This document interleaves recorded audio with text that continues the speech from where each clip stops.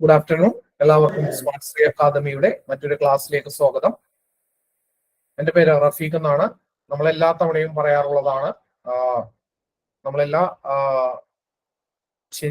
തിങ്കളാഴ്ച ദിവസങ്ങളിലും സംസാരിക്കുന്ന വിഷയം എന്ന് പറയുന്നത്, അല്ലെങ്കിൽ ചർച്ച ചെയ്യുന്ന വിഷയം എന്ന് പറയുന്നത് SCERT പാഠപുസ്തകമാണ്. എന്തുകൊണ്ടാണ് എന്ന് ചോദിച്ചാൽ നിങ്ങൾക്ക് എല്ലാവർക്കും അറിയാം, ഇപ്പോൾ LDC ആയാലും മറ്റു ഡിഗ്രി ബേസ്ഡ് പരീക്ഷകളായാലും ഒരുപാട് ചോദ്യങ്ങൾ SCERT പാഠപുസ്തകത്തെ ബേസ് ചെയ്തുകൊണ്ട് നമുക്ക് പരീക്ഷകളിൽ ചോദിക്കാറുണ്ട്. അതുകൊണ്ടാണ് നമ്മൾ എന്ത് ചെയ്യുന്നത്, ഒരു ദിവസം അതിനു വേണ്ടിയിട്ട് മാറ്റി വെക്കുന്നത്. അപ്പോ നമ്മൾ പഠിച്ചുകൊണ്ടിരിക്കുന്നത് 10ാം ക്ലാസ്സിലെ സോഷ്യൽ സയൻസിന്റെ ബുക്ക് 2 അതിലെന്താണ് 7ാമത്തെ ചാപ്റ്റർ നമ്മൾ കഴിഞ്ഞ ക്ലാസ്സിൽ അവസാനിപ്പിച്ചു. നമ്മൾ ഇനി 8ാമത്തെ ചാപ്റ്ററിലേക്ക് കിടക്കുകയാണ്. ചാപ്റ്ററിന്റെ പേരിങ്ങനെയാണ്, കേരളം ആധുനികതയിലേക്ക്. നമുക്ക് ആ ഒരു തുടക്കം ആ ബുക്ക് ഇതിലുള്ളതുമൊക്കെ വായിച്ചതിന് ശേഷം പോകാം. സമീപസ്ഥമായി മനോഹരമായ മലനിരകൾ ഉണ്ടായിരുന്നു. ഞങ്ങളുടെ വഴികാട്ടിക്ക് സ്ഥലം പെട്ടെന്ന് കൃത്യമായി തിരിച്ചറിയാൻ പറ്റിയില്ല. കരയോട് കുറെ കൂടി അടുത്തപ്പോൾ അയാൾ പറഞ്ഞു, നമ്മൾ കലൈക്കുറ്റിന് വടക്കായിട്ടാണ്, ഇത് തന്നെയാണ് നമ്മുടെ ലക്ഷ്യസ്ഥാനം. അന്ന് രാത്രി കലൈക്കുറ്റ് പട്ടണത്തിന് 2 കാതം ദൂരെ ഞങ്ങൾ നങ്കൂരമിട്ടു. കാപ്യ അഥവാ കപ്പാട് എന്ന ഈ പട്ടണത്തെ ഞങ്ങളുടെ വഴികാട്ടി കാലേക്കുറ്റ് എന്ന് തെറ്റിദ്ധരിച്ചതിനാലാണ് ഇപ്രകാരം ചെയ്തത്. അല്പം ദൂരെയായി പന്തലിനി അഥവാ ഇന്ന് പന്താലയിനി എന്ന ഒരു പട്ടണമുണ്ട്. 4 വഞ്ചികളിലായി കരയിൽ നിന്ന് പുറപ്പെട്ട് കുറെ പേർ ഞങ്ങളെ സമീപിച്ചു. അവർക്കറിയേണ്ടത് ഞങ്ങൾ ഏതു ആണെന്നായിരുന്നു. കാലേക്കുറ്റിലേക്കുള്ള വഴി അവർ ഞങ്ങൾക്ക് എന്ത് ചെയ്തു, ചൂണ്ടിക്കാണിച്ച് തന്നു. ഇത് വാസ്കോ ഡ ഗാമയ്ക്കൊപ്പം കേരളത്തിലേക്ക് എത്തിയ പോർച്ചുഗീസ് നാവികൻ അൽവാരോ വെൻഹോമിന്റെ ഡയറി കുറിപ്പുകളിൽ നിന്നുള്ള ഒരു ഭാഗമാണ്. 1498 മെയ് 20-ാം തീയതിയാണ് അദ്ദേഹം എന്ത് ചെയ്തത്, ഈ ഡയറി എഴുതിയിട്ടുള്ളത്. അപ്പോ ഈ കാലേക്കുറ്റ് എന്നൊക്കെ പറയുന്നത് നിങ്ങൾക്ക് മനസ്സിലായി കാണുമെന്ന് ഞാൻ പ്രതീക്ഷിക്കുന്നു. കോഴിക്കോടിനെ അന്വേഷിച്ചാണ് അവർ വരുന്നത്. അതാണ് ഈ കാലേക്കുറ്റ് എന്ന് പറയുന്നത്. എന്നിട്ട് അവരെന്താണ് കാപ്പാടാണ് ഇറങ്ങുന്നത് എന്നൊക്കെ നിങ്ങൾ ചരിത്രം പഠിച്ചപ്പോൾ നിങ്ങൾ പഠിച്ചിട്ടുള്ളതാണ്. Vasco da Gama Kozhikode Kappad വന്ന് കപ്പലിറങ്ങി എന്നുള്ള കാര്യങ്ങളൊക്കെ. അപ്പോ 15ാം നൂറ്റാണ്ടിന്റെ അവസാന കാലഘട്ടത്തിലാണ് യൂറോപ്യന്മാർ കേരളത്തിലേക്ക് എന്തിനു വരുന്നത്, കച്ചവടത്തിനായിട്ട് വരുന്നത്. അപ്പോ യൂറോപ്യന്മാർ കേരളത്തിൽ കച്ചവടത്തിന് വരുമ്പോൾ നിങ്ങൾ മനസ്സിലാക്കേണ്ടത്, കേരളത്തിൽ അതിനു മുമ്പ് യാതൊരു വിദേശികളുമായിട്ട് നമുക്ക് കച്ചവട ബന്ധം ഉണ്ടായിരുന്നില്ല എന്നുള്ളതല്ല. കേരളം എന്ന് പറയുന്ന നമ്മുടെ നാട് പുരാതന കാലം മുതൽ തന്നെ വിദേശ വാണിജ്യം നടത്തിയിരുന്ന ഒരു രാജ്യമാണ്, അല്ലെങ്കിൽ ഒരു ഭൂപ്രദേശമാണ് എന്ന് വേണമെങ്കിൽ പറയാം. എന്തുകൊണ്ടാണ് എന്ന് പറഞ്ഞാൽ നിങ്ങൾക്കറിയാം, പുരാതന ചരിത്രത്തിന്റെ ഭാഗമായിട്ടുള്ള മുസരീസ് എന്ന് പറയുന്ന പട്ടണം എവിടെയാണ്, നമ്മളുടെ കൊടുങ്ങല്ലൂർ പറവൂർ ഭാഗത്തായിരുന്നു ആ പട്ടണം എന്ന് പറയുന്നത്. ആ തുറമുഖവും മുസരീസ് എന്ന് പറയുന്ന തുറമുഖവും ആ പട്ടണവും ഒക്കെ എവിടെയായിരുന്നു. പിന്നീട് ഒരു വെള്ളപ്പൊക്കം വന്നപ്പോൾ അത് പിന്നീട് വെള്ളം ഇറങ്ങുകയും അങ്ങനെയുള്ള ചില പ്രതിഭാസങ്ങൾ മൂലം പിന്നീട് കൊച്ചിയിലേക്ക് ആ തുറമുഖം മാറുകയാണ് ഉണ്ടായത്. അപ്പോ അതിപുരാതന കാലം മുതൽ അന്ന് ആ മുസരീസ് പട്ടണം നിലനിന്നിരുന്ന സമയത്ത്, അല്ലെങ്കിൽ മുസരീസ് എന്ന് പറയുന്ന തുറമുഖം ഉണ്ടായിരുന്ന കാലം മുതൽ തന്നെ മലയാളികൾ എന്ന് പറയുന്നത്, അല്ലെങ്കിൽ ഈ ഭൂപ്രദേശത്ത് ജീവിക്കുന്ന മനുഷ്യരെന്ന് പറയുന്നത് കച്ചവടക്കാരായിരുന്നു. കാരണം നമ്മൾ യവനന്മാർ എന്ന് പറയുന്ന ഗ്രീക്കുകാരുമായിട്ട് ആ കാലഘട്ടത്തിൽ നമ്മൾ കച്ചവടങ്ങൾ നടത്തിയിരുന്നു. അതിനൊക്കെയുള്ള തെളിവുകൾ നമ്മൾ ഇന്ന് പല സ്ഥലങ്ങളിലും, ഈ പറവൂര് കൊടുങ്ങല്ലൂരുള്ള പ്രാന്തപ്രദേശങ്ങളിലൊക്കെ ചില സ്ഥലങ്ങളിൽ നിന്ന് നമ്മൾ ഖനനം ചെയ്തൊക്കെ എടുത്തിട്ടുണ്ട്. അപ്പോ അന്നു മുതലേ കച്ചവടം ഉണ്ടായിരുന്നു. അതിനുശേഷവും ഇവിടുത്തെ ആളുകളുടെ ഒരു നേച്ചർ ആയിരുന്നു എന്ന് തോന്നുന്നു എന്തെന്ന് പറയുന്നത് കച്ചവടം എന്ന് പറയുന്നത്. അപ്പോ കച്ചവടത്തിന് വേണ്ടിയിട്ടാണ് യൂറോപ്യന്മാർ ഇവിടെ വരുന്നത്. ഞാൻ നിങ്ങളോട് പല ക്ലാസ്സുകളിലും പറഞ്ഞിട്ടുണ്ട്, യൂറോപ്യന്മാരുടെ പ്രധാന പ്രതിസന്ധി എന്ന് പറയുന്നത് അവർക്ക് കുരുമുളക് ആവശ്യമായിട്ട് വരും, അതായത് കൂടുതലായിട്ട് ആവശ്യം വരും.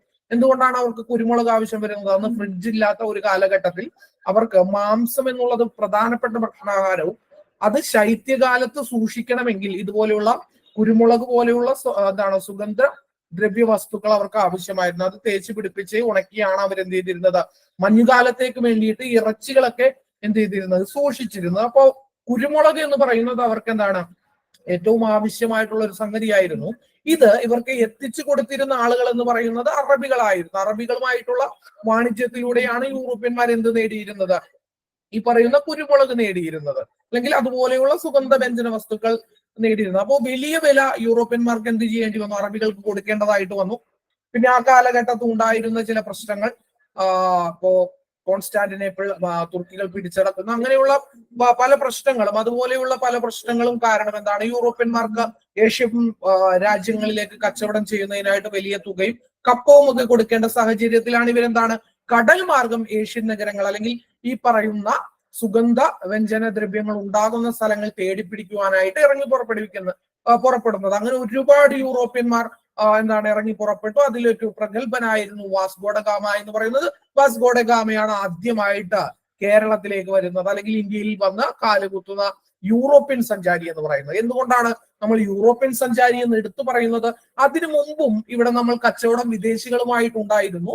ഒന്ന് എന്ന് പറയുന്നത് ഇവരാണ്, അറബികളാണ്. കടൽ മാർഗം വന്നത് എന്ന് മാത്രമല്ല, കടൽ മാർഗവും നമുക്ക് കച്ചവടങ്ങൾ ഉണ്ടായിരുന്നു. നമ്മൾ അറബികളുമായിട്ട് കടൽ മാർഗം കച്ചവടം ചെയ്യുമായിരുന്നു. മനസ്സിലായോ? അറബികളുമായിട്ട് നമ്മൾ കടൽ മാർഗം കച്ചവടം ചെയ്യുമായിരുന്നു.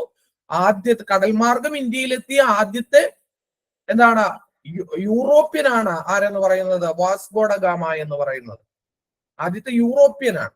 കടൽ മാർഗം തന്നെയാണ് നമ്മൾ എന്താണ് അറബികളുമായിട്ട് കച്ചവടം നമ്മൾ നടത്തിയിരുന്നു.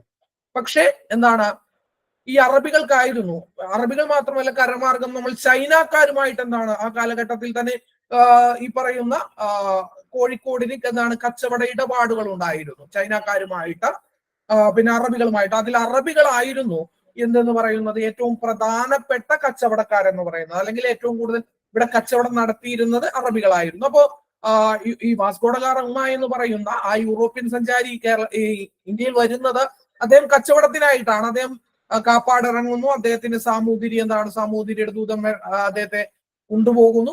പക്ഷേ ഇവരുടെ ഫസ്റ്റ് മീറ്റിംഗ് ചരിത്രം പറയുന്നത് സാമൂതിരി ഒട്ടും ഹാപ്പി ആയിരുന്നില്ല വാസ്കോ ഡ ഗാമയുമായിട്ടുള്ള ആദ്യത്തെ മീറ്റിംഗിൽ. എന്തുകൊണ്ടാണെന്ന് പറഞ്ഞാൽ, ഒരു രാജാവിനെ കാണാൻ വരുമ്പോൾ എന്താണ് സ്വർണങ്ങളും മറ്റു സാധനങ്ങളും ഒക്കെ കൊണ്ടുവന്ന് കൊടുക്കുന്ന ഒരു പദ്ധതി അറബികൾക്കുണ്ടായിരുന്നു. അത് ഫോളോ ചെയ്യുവാനായിട്ട് ആർക്ക് സാധിച്ചില്ല? അത് ഫോളോ ചെയ്യുവാനായിട്ട് ഈ പറഞ്ഞ പോർച്ചുഗീസുകാരനായിട്ടുള്ള വാസ്കോ ഡ ഗാമക്ക് സാധിച്ചില്ല. അതുകൊണ്ട് തന്നെ ആ മീറ്റിംഗ് എന്ന് പറയുന്നത് എന്താണ് അത്രയും സക്സസ്ഫുൾ ആയിട്ടല്ല ആദ്യത്തെ മീറ്റിംഗ് എന്ത് ചെയ്തത് നടന്നത്.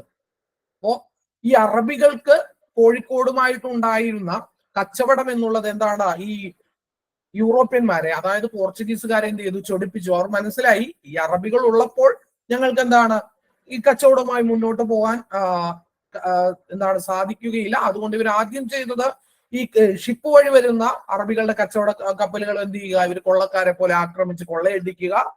പിന്നെ എന്താണ് ആളുകളെ കത്തിച്ചു കളയുക. ചരിത്രത്തിൽ പറയുന്നത് മക്കയിൽ നിന്ന് എന്താണ് സന്ദർശനം കഴിഞ്ഞു വരുന്ന, അല്ലെങ്കിൽ അതോ സന്ദർശനത്തിനോ പോകുന്ന ഒരു ബോട്ട്, സ്ത്രീകളും കുട്ടികളും അടങ്ങിയിട്ടുള്ള ഒരു ബോട്ട് വാസ്കോ ഡ ഗാമ എന്ത് ചെയ്തു എന്നാണ് പറയുന്നത്? അതിലുണ്ടായിരുന്ന എല്ലാ മനുഷ്യരെയും എന്താണ് ജീവനോടെ ചുട്ടുകളഞ്ഞു എന്നൊക്കെയാണ് പറയുന്നത്. അപ്പോ അങ്ങനെയാണ് ഈ സംഭവങ്ങളൊക്കെ നടക്കുന്നത് എന്നുള്ള കാര്യം നിങ്ങൾ മനസ്സിലാക്കുക. അതാണ് അന്നത്തെ ഒരു സാമൂഹിക സാഹചര്യം കൂടി എന്ന് നിങ്ങൾ മനസ്സിലാക്കുക. അപ്പോ അറബികളും ചൈനക്കാരുമായിരുന്നു. അവരുടെ വ്യാപാര കുത്തക അവസാനിപ്പിക്കുക എന്നത് പോർച്ചുഗീസുകാരുടെ ഒരു ലക്ഷ്യമായിരുന്നു. കോഴിക്കോട് ഭരണാധികാരിയായ സാമൂതിരിയോട് അറബി കച്ചവടക്കാരെ പുറത്താക്കണമെന്ന് എന്താണ് പോർച്ചുഗീസുകാർ ആവശ്യപ്പെട്ടാൽ സാമൂതിരി അത് കേൾക്കില്ല. കാരണം എന്താണെന്ന് പറഞ്ഞാൽ, സാമൂതിരി എന്ന് പറയുന്നത് ആ കാലഘട്ടത്ത് യൂറോപ്പിലുള്ള ഏത് രാജ്യത്തെക്കാളും സമ്പന്നമായിട്ടുള്ള ഒരു രാജ്യമായിരുന്നു കോഴിക്കോട് എന്ന് പറയുന്നത്. സ്വർണം ഇട്ടുമൂടാനത്ര സ്വർണം ഉണ്ടായിരുന്ന, സമ്പത്ത് ഉണ്ടായിരുന്ന, സൈനിക ബലം ഉണ്ടായിരുന്ന ഒരു രാജ്യമാണ് എന്തെന്ന് പറയുന്നത് കോഴിക്കോട് എന്ന് പറയുന്നത്. അന്ന് യൂറോപ്യൻ രാജ്യങ്ങളുടെ അവസ്ഥ എന്ന് പറയുന്നത് പരിതാപകരമാണ്.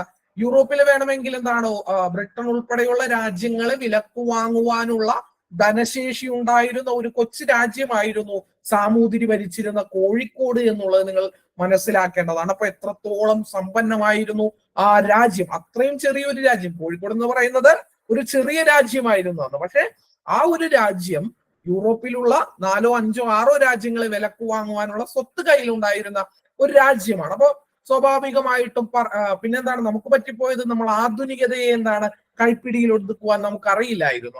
അതാണ് നമുക്ക് എന്ത് ചെയ്തത്? നമുക്ക് പറ്റിപ്പോയത്. നമുക്ക് സ്വത്ത് ഉണ്ടായിരുന്നു, എല്ലാം ഉണ്ടായിരുന്നു. യൂറോപ്യൻസിനെ സംബന്ധിച്ച് അവർ എല്ലാത്തിനും അവർ ഇറങ്ങി പുറപ്പെടും. എന്ത് വന്നാലും നമുക്ക് നോക്കാം എന്നുള്ള രീതിയിൽ അവർ ഇറങ്ങി പുറപ്പെടും. നമുക്ക് ആ സമയത്ത് എന്താണ്, നമുക്ക് കപ്പലിൽ സഞ്ചരിക്കാൻ കഴിയില്ലായിരുന്നു. എന്താണ് ഹിന്ദു സമുദായത്തിലൊക്കെ പ്രത്യേകിച്ച് ആ കാലഘട്ടത്തിൽ കടൽ കടന്നു പോയി കഴിഞ്ഞാൽ എന്താണ് മതത്തിൽ നിന്ന് പുറത്താകുന്ന സിറ്റുവേഷൻ ഒക്കെ ഉണ്ടായിരുന്നു ആ സമയത്ത്. രാമാനുജൻ നേരിട്ട ഏറ്റവും വലിയ വെല്ലുവിളികളിൽ ഒന്ന് അദ്ദേഹത്തിന്റെ അമ്മ പറഞ്ഞത് നീ കടൽ കടന്ന് പോകരുത്, പോയാൽ എന്താണ് മതത്തിന് പുറത്തു പോകുമെന്നുള്ളതാണ്. അതുപോലെ ഒന്നാം സ്വാതന്ത്ര്യ സമരം 1857 വിപ്ലവത്തിന്റെ സമയത്ത് അതിനെക്കുറിച്ച് പറഞ്ഞപ്പോൾ ഞാൻ നിങ്ങളോട് പറഞ്ഞിരുന്നു, അന്ന് ബ്രിട്ടീഷുകാരെന്താണ് യുദ്ധത്തിന് കൊണ്ടുപോയ പല പട്ടാളക്കാരും പിന്നീട് തിരിച്ചു വന്നപ്പോൾ അവരുടെ ഫാമിലിയിൽ കയറ്റാത്ത അവസ്ഥകൾ ഉണ്ടായി. അങ്ങനെ പല പ്രശ്നങ്ങളും ആ കാലഘട്ടത്തിൽ ഇന്ത്യക്കാർക്ക് ഉണ്ടായിരുന്നു. അതുകൊണ്ടാണ് സ്വത്ത് മാത്രം ഉണ്ടായിട്ടും നമുക്ക് എന്താണ് ലോകം കീഴടക്കാൻ കഴിയാഞ്ഞതോ എന്താണ് നമ്മളെക്കാളും താഴ്ന്ന ഇതിൽ ജീവിച്ചിരുന്ന രാജ്യങ്ങൾ, ബ്രിട്ടൻ പോലെയുള്ള രാജ്യങ്ങൾ എന്ത് ചെയ്തത്, നമ്മളെ കീഴടക്കുകയും ചെയ്തു. അപ്പോ കോഴിക്കോട് എന്താണ് സാമൂതിരിയോട് പുറത്താക്കണമെന്ന് ആവശ്യപ്പെട്ടെങ്കിൽ അദ്ദേഹം എന്ത് ചെയ്തില്ല, അദ്ദേഹം അത് അംഗീകരിച്ചില്ല. അപ്പോ ഈ ആവശ്യം അംഗീകരിക്കാൻ ആകാതിരുന്നതിനെ തുടർന്ന് എന്ത് ചെയ്തു, പോർച്ചുഗീസുകാര് കോഴിക്കോടിന്റെ ശത്രുരാജ്യമായിട്ടുള്ള കൊച്ചിയിൽ താവളം ഉറപ്പിച്ചുകൊണ്ട് കേരളത്തിൽ ആധിപത്യം നേടുവാനായിട്ട് അവർ പരിശ്രമിച്ചു. അപ്പോ കുഞ്ഞാലിമരക്കാരുടെ നേതൃത്വത്തിലുള്ള സാമൂതിരിയുടെ നാവികപ്പട എന്താണ് പോർച്ചുഗീസുകാർക്കെതിരെ അറബിക്കടലിൽ ശക്തമായിട്ടുള്ള ചെറുത്തുനിൽപ്പുകൾ നടത്തിയെങ്കിലും എന്താണ് അത് വിജയിക്കാനായില്ല. കുഞ്ഞാലിമരക്കാർ കോഴിക്കോട് ഭരണം നടത്തിയിരുന്ന സാമൂതിരിമാരുടെ നാവികപ്പടയുടെ തലവന്മാരായിരുന്നു കുഞ്ഞാലിമരക്കാർ എന്ന് പറയുന്നത്.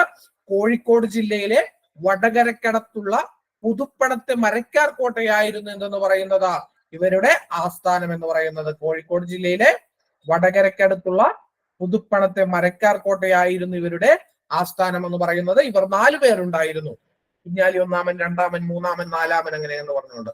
അപ്പൊ പോർച്ചുഗീസുകാരുടെ കയ്യിൽ നിന്ന് ചാലിയം കോട്ട തിരിച്ചു പിടിക്കുവാനായിട്ട് എന്താണ് സാമൂതിരിയെ സഹായിച്ചത് കുഞ്ഞാലി മൂന്നാമനാണ്. പോർച്ചുഗീസുകാരെന്താണ് കൊച്ചിയുമായി ചേർന്നുകൊണ്ട് എന്താണ് കോഴിക്കോടുമായിട്ട് യുദ്ധങ്ങൾ നടത്തി അവരുടെ കോട്ടകൾ പിടിച്ചെടുത്തു.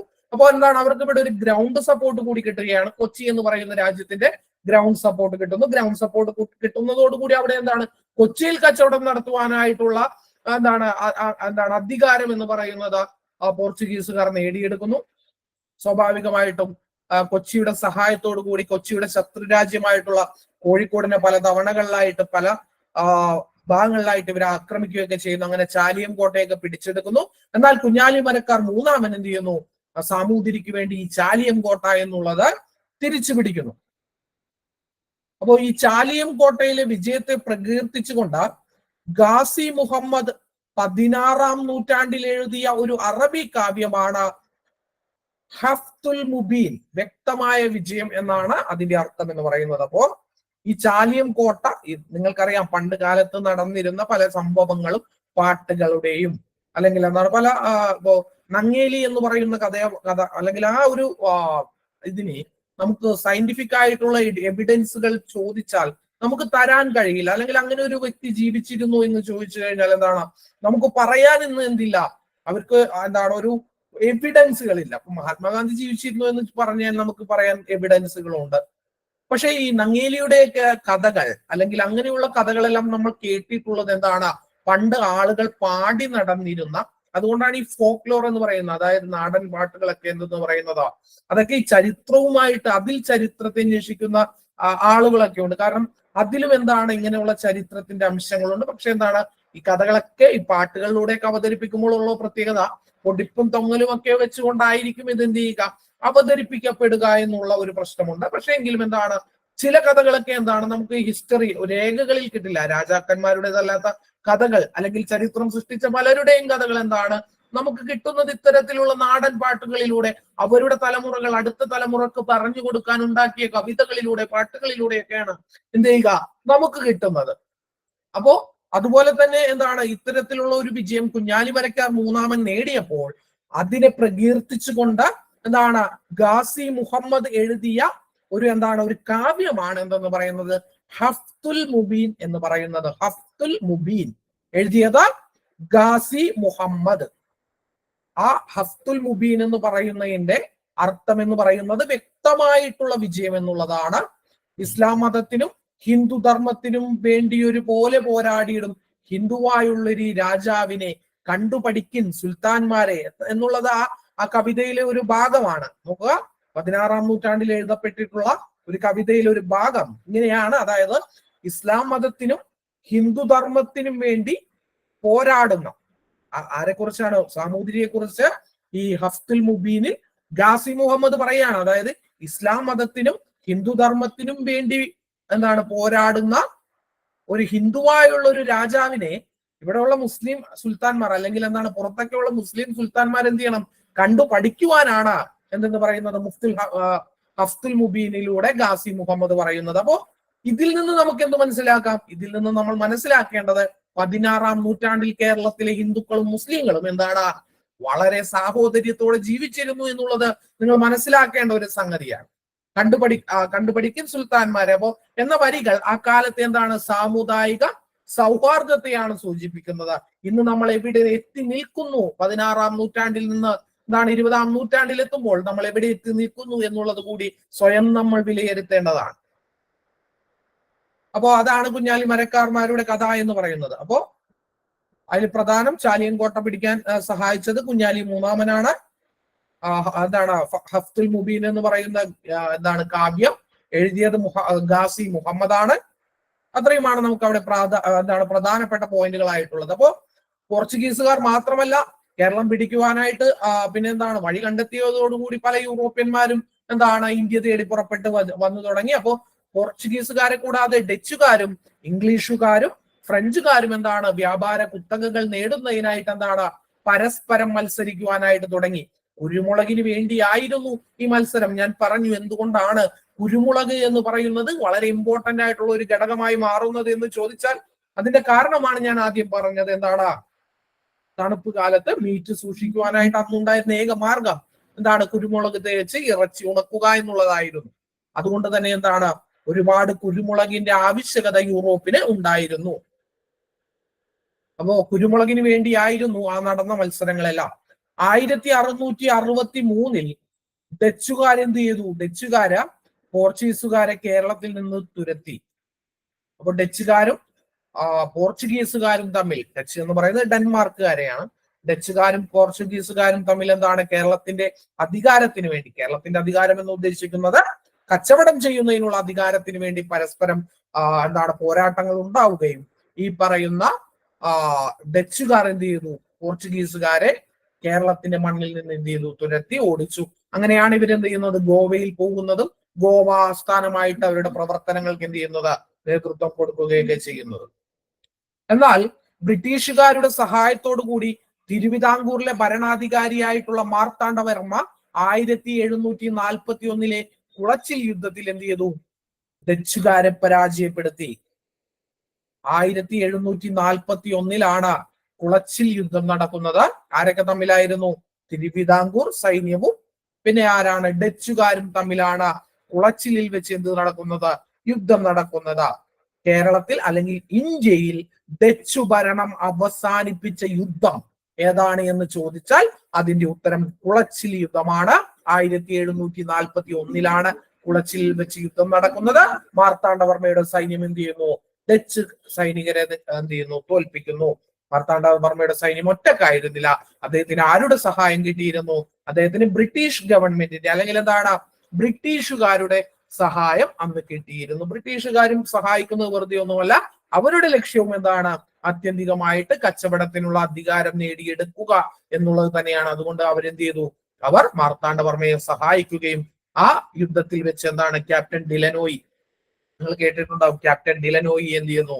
ഈ പറയുന്ന കുളച്ചിൽ യുദ്ധത്തിൽ വെച്ച് മാർത്താണ്ഡവർമ്മ തോൽപ്പിക്കുകയും അങ്ങനെ ഇന്ത്യയിൽ ഡച്ച് ഈസ്റ്റ് ഇന്ത്യ കമ്പനിയുടെ ഭരണം എന്നേക്കുമായിട്ട് അവസാനിക്കുകയുമാണ് ചരിത്രത്തിൽ ഉണ്ടാകുന്നത്. അപ്പോൾ ഡച്ചുകാരെ 741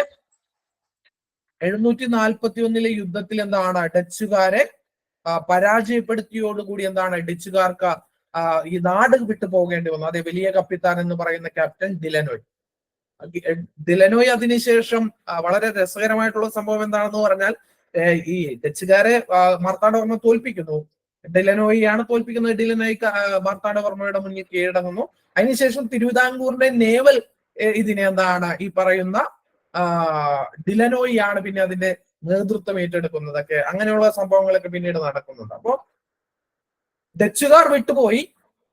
അവർക്ക് കേരളം വിട്ടുപോയതോടുകൂടി പിന്നെ ഇവിടെ അവശേഷിക്കുന്നത് ഫ്രഞ്ചുകാർ എന്താണ്, ഫ്രഞ്ചുകാരല്ല പോർച്ചുഗീസുകാരെന്ന് പറയുന്ന ആളുകൾ എന്താണ് നേരത്തെ പോയി ഡച്ചുകാരെ അവരെ ഓടിച്ചു, ഡച്ചുകാരെ മാർത്താണ്ഡവർമ്മ തോൽപ്പിച്ചു. ഇനി ഇവിടെ അവശേഷിക്കുന്നത് ബ്രിട്ടീഷുകാരും ഫ്രഞ്ചുകാരുമാണ്. അപ്പോ ഈ പറയുന്ന ഭൂപ്രദേശങ്ങളുടെ അധികാര തർക്കങ്ങളെ അധികാര തർക്കങ്ങളുമായി ബന്ധപ്പെട്ടുകൊണ്ട് ബ്രിട്ടീഷുകാരും ഫ്രഞ്ചുകാരും തമ്മിൽ ഇന്ത്യയിൽ വെച്ച് പല യുദ്ധങ്ങളും നടന്നു. കുറെ യുദ്ധങ്ങൾ നടന്നു. ആ യുദ്ധങ്ങളെ നമ്മൾ വിളിക്കുന്ന പേരാണ് എന്തെന്ന് പറയുന്നത് കർണാട്ടിക് യുദ്ധങ്ങൾ എന്ന് പറയുന്നത്. ഇംഗ്ലീഷുകാരും ഫ്രഞ്ചുകാരും തമ്മിൽ നടന്ന കർണാട്ടിക് യുദ്ധങ്ങളിൽ എന്ത് ചെയ്തു? ബ്രിട്ടീഷുകാർ വിജയിച്ചതോടെ ദക്ഷിണേന്ത്യയിലെ വ്യാപാര കുത്തക എന്നുള്ളത് ആരുടെ കയ്യിലായിട്ട് മാറി? ബ്രിട്ടീഷുകാരുടെ കയ്യിലായിട്ട് മാറി. പിന്നെ അവസാനിച്ചത് ബ്രിട്ടീഷുകാരും ഫ്രഞ്ചുകാരുമായിരുന്നു. ഇവർ തമ്മിൽ ഭൂപ്രദേശങ്ങളുടെ അധികാരത്തെ സംബന്ധിച്ചുകൊണ്ട് യുദ്ധങ്ങൾ ഉണ്ടായി. ആ യുദ്ധങ്ങൾ അറിയപ്പെടുന്ന പേര് കർണാട്ടിക് യുദ്ധങ്ങൾ എന്നാണ്. ഈ യുദ്ധത്തിന്റെ അത്യന്തമായിട്ടുള്ള അല്ലെങ്കിൽ അവസാന വിജയം എന്നുള്ളത് ബ്രിട്ടീഷുകാരന്റെ ഒപ്പമായിരുന്നു. അതുകൊണ്ട് തന്നെ ഫ്രഞ്ചുകാർ പരാജയപ്പെടുകയും ദക്ഷിണേന്ത്യ മുഴുവനായിട്ട് ആരുടെ കീഴിലേക്ക് വരികയും, പൂർണ്ണമായിട്ടല്ല, ചില സ്ഥലങ്ങളിൽ ഇപ്പൊ മയ്യേഴി, മാഹി പോലെയുള്ള പ്രദേശങ്ങൾ ആര് ഭരിക്കുന്നുണ്ട്? ഫ്രഞ്ചുകാരുടെ കീഴിലായിരുന്നു. ഗോവ പോർച്ചുഗീസുകാരുടെ കീഴിലായിരുന്നു. പക്ഷേ എങ്കിലും ബഹുഭൂരിപക്ഷം വരുന്ന പ്രദേശവും ആരുടെ കീഴിലായി മാറുന്നു? ബ്രിട്ടീഷുകാരുടെ നിയന്ത്രണത്തിന് മേൽ അല്ലെങ്കിൽ ബ്രിട്ടീഷുകാരുടെ വ്യാപാര കുത്തകൾക്ക് കീഴിലായിട്ട് മാറുന്നു. നമ്മൾ പറഞ്ഞ കുളച്ചിൽ യുദ്ധം, അതിനെക്കുറിച്ച് ഒരു ഇതുണ്ട്. കുളച്ചിൽ യുദ്ധം ഡച്ചുകാരെ സംബന്ധിച്ചിടത്തോളം അത്യന്തം വിനാശകരമായിരുന്നു. പ്ലാസി യുദ്ധത്തെ പോലെ ഇതും ഒരു മഹായുദ്ധമൊന്നും ആയിരുന്നില്ല. പക്ഷെ കേരളം അഥവാ മലബാർ പിടിച്ചെടുക്കാമെന്നുള്ള ഡച്ചുകാരുടെ മോഹം എന്ത് ചെയ്തു? ഇതുപോലെ അസ്തമിച്ചു. ഡച്ചുകാരുടെ ആയുധ ബലത്തിനേറ്റ ആദ്യത്തെ ശക്തിയേറിയ പ്രഹരമായിരുന്നു കുളച്ചിൽ യുദ്ധം എന്ന് പറയുന്നത്. അതിന്റെ ആഘാതത്തിൽ നിന്ന് മുക്തി നേടുവാൻ പിന്നീട് ഒരിക്കലും അവർക്ക് കഴിഞ്ഞില്ല. ഇത് തന്നെയാണ് ആ യുദ്ധം കൊണ്ടുണ്ടായിരുന്ന ഒരു ധാർമ്മിക നേട്ടം എന്ന് പറയുന്നത്. അപ്പോ നമ്മൾ പറഞ്ഞു, ഫ്രഞ്ചുകാരും കൂടി ഒതുങ്ങിയതോടുകൂടി ബ്രിട്ടീഷുകാർക്ക് വ്യാപാര കുത്തക വന്നു. സ്വാഭാവികമായിട്ടും ഇംഗ്ലീഷ് ഈസ്റ്റ് ഇന്ത്യ കമ്പനി കേരളത്തിലേക്ക് അവരുടെ പ്രവർത്തനങ്ങൾ വ്യാപിപ്പിക്കുവാനായിട്ട് തുടങ്ങി. ഈസ്റ്റ് ഇന്ത്യ കമ്പനിയുടെ ചരിത്രം പറഞ്ഞപ്പോൾ ഞാൻ പറഞ്ഞിട്ടുണ്ട്, ഈസ്റ്റ് ഇന്ത്യ കമ്പനി ഗവൺമെന്റ് രൂപീകരിച്ച കമ്പനിയല്ല, മറിച്ച് അതൊരു ഒരു പ്രൈവറ്റ് ലിമിറ്റഡ് കമ്പനിയാണ്. കച്ചവടം ചെയ്യുന്നതിന് വേണ്ടിയിട്ട് കുറച്ച് ഇംഗ്ലീഷ് കച്ചവടക്കാർ ചേർന്ന് രൂപീകരിച്ച ഒരു കമ്പനിയാണ് ഇന്ത്യയിലേക്ക് വരികയും ആദ്യം ഇവിടെ കച്ചവടം ചെയ്യുകയും പിന്നീട് ഇന്ത്യയുടെ ഭരണകാര്യങ്ങളിൽ ഇടപെടുകയും പിന്നീട് ഇന്ത്യയുടെ അധികാരം പിടിച്ചെടുക്കുകയൊക്കെ ചെയ്യുന്നത് ഒരു പ്രൈവറ്റ് ലിമിറ്റഡ് കമ്പനിയാണ്. അതായത് ഇംഗ്ലണ്ടിൽ രൂപീകരിച്ച് രാജാവിന്റെ കയ്യിൽ നിന്ന് ഇന്ത്യ പോലെയുള്ള കിഴക്കൻ രാജ്യങ്ങളിൽ, ഏഷ്യൻ രാജ്യങ്ങളിൽ കച്ചവടത്തിനുള്ള മൊണോപോളി നേടിയ ഒരു കമ്പനിയാണ് എന്ന് പറയുന്നത് ആദ്യമായിട്ട് ഇന്ത്യ കീഴടക്കുന്നതും പിടിച്ചെടുക്കുന്നതും എന്നുള്ളത് നിങ്ങൾ മനസ്സിലാക്കേണ്ട സംഭവം. അപ്പൊ ഇംഗ്ലീഷ് ഈസ്റ്റ് ഇന്ത്യ കമ്പനി കേരളത്തിലേക്ക്, ഇംഗ്ലീഷ് ഈസ്റ്റ് ഇന്ത്യ കമ്പനിയുടെ പ്രതിനിധിയായി 1615 കേരളത്തിലേക്ക് എത്തിയ ബ്രിട്ടീഷുകാർ സാമൂതിരിയെ സന്ദർശിക്കുകയും വ്യാപാര ഉടമ്പടിയിൽ ഒപ്പുവെക്കുകയും ചെയ്തു. പിന്നീട് വിഴിഞ്ഞത്തും തലശ്ശേരിയിലും അഞ്ചുതെങ്ങിലും പണ്ടികശാലകൾ അഥവാ സംഭരണ കേന്ദ്രങ്ങൾ ആരംഭിക്കുവാനുള്ള അനുമതി കമ്പനി എന്ത് ചെയ്തു? കരസ്ഥമാക്കുകയും ചെയ്തു. ആറ്റിങ്ങൽ, തിരുവനന്തപുരത്ത് ആറ്റിങ്ങൽ റാണിയിൽ നിന്നും അഞ്ചുതെങ്ങിൽ കോട്ട പണിയുവാനുള്ള അനുവാദം നേടിയെടുത്തു. പിൽക്കാലത്ത് പടിഞ്ഞാറൻ തീരത്തെ ബ്രിട്ടീഷുകാരുടെ ഏറ്റവും പ്രധാന സൈനിക കേന്ദ്രമായിട്ട് എന്ത് മാറി? അഞ്ചുതെങ്ങ് മാറി.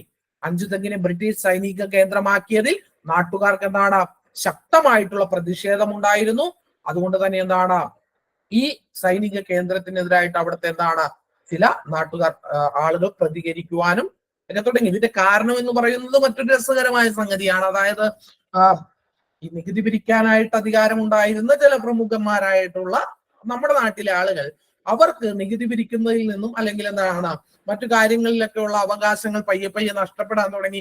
അവിടെയൊക്കെ ഈ ബ്രിട്ടീഷുകാർ അവരുടെ റീപ്ലേസ്മെന്റ് ആരംഭിച്ചു.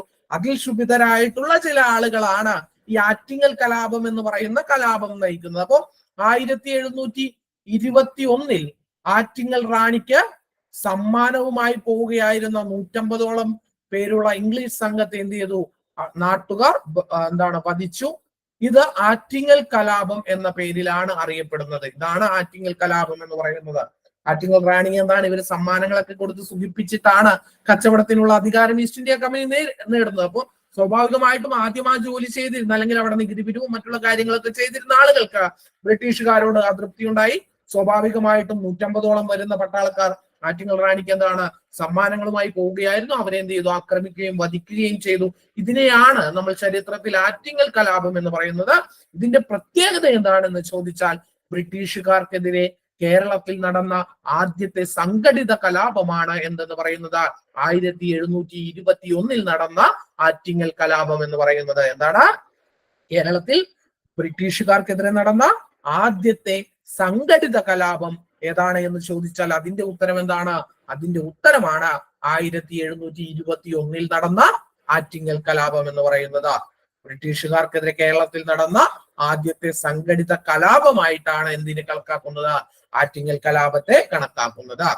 അപ്പോ ഇതേ സമയത്ത് തന്നെ ഈ എല്ലാ ഭാഗങ്ങളിലും ബ്രിട്ടീഷുകാർ അവരുടെ പ്രസൻസ് ഉണ്ടാകുന്നുണ്ട്, കച്ചവടത്തിന് വേണ്ടിയിട്ടുള്ള ശ്രമങ്ങൾ ഉണ്ടാകുന്നുണ്ട്. ചില രാജാക്കന്മാർ അവരോട് എന്താണ് വിധേയത്വം പ്രകടിപ്പിക്കുന്നു, ചില ആളുകൾ അവരെ എതിർക്കുന്നു. ഇതൊക്കെ നടക്കുന്നുണ്ട്. മൈസൂര് എന്താണ് ഹൈദരലിയും ടിപ്പു സുൽത്താനും ഒക്കെ എന്താണ് ബ്രിട്ടീഷുകാരോട് എന്താണ് പോരാട്ടത്തിനാണ് ഇറങ്ങുന്നത്. അപ്പോ അതിൽ അവർക്ക് പരാജയം, ആദ്യമൊക്കെ വിജയം ഉണ്ടാകുന്നുണ്ടെങ്കിലും പിന്നീട് അവർ പരാജയപ്പെടുന്നുണ്ട്. അപ്പോ മൈസൂരിലും ഭരണാധികാരികളും ബ്രിട്ടീഷുകാരും തമ്മിൽ എന്താണ് ഈ യുദ്ധങ്ങളുടെയൊക്കെ ഫലമായിട്ട് പല കരാറുകൾ ഉണ്ടാക്കുന്നു. അതിനെ ഒന്നാണ് എന്തെന്ന് പറയുന്നത് ശ്രീരംഗപട്ടണം സന്ധി എന്ന് പറയുന്നത്. ഇത് ഒപ്പിടുന്നത് 1792 ഈ ശ്രീരംഗപട്ടണം സന്ധി പ്രകാരമാണ് മലബാർ പ്രദേശങ്ങൾ ആർക്ക് ലഭിക്കുന്നത്?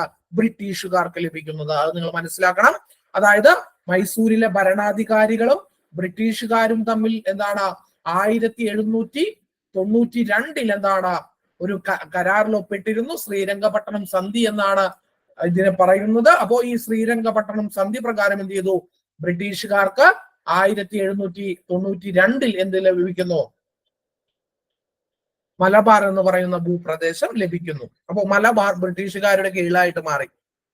ഇനി അടുത്തത് കൊച്ചിയാണ്. 1792 തന്നെ കൊച്ചിയിലെ രാജാവ് ബ്രിട്ടീഷുകാരുടെ മേൽക്കോയ്മ അംഗീകരിച്ചുകൊണ്ട് അവർക്ക് എന്താണ്? അവർക്ക് ഞാൻ കപ്പം നൽകിക്കൊള്ളാം, എന്റെ രാജ്യം എന്നെ ഭരിക്കാൻ അനുവദിച്ചാൽ മതി, ഞാൻ നിങ്ങൾക്ക് കപ്പം നൽകിക്കൊള്ളാം എന്ന് പറഞ്ഞുകൊണ്ട് 1792 എന്ത് ചെയ്യുന്നു?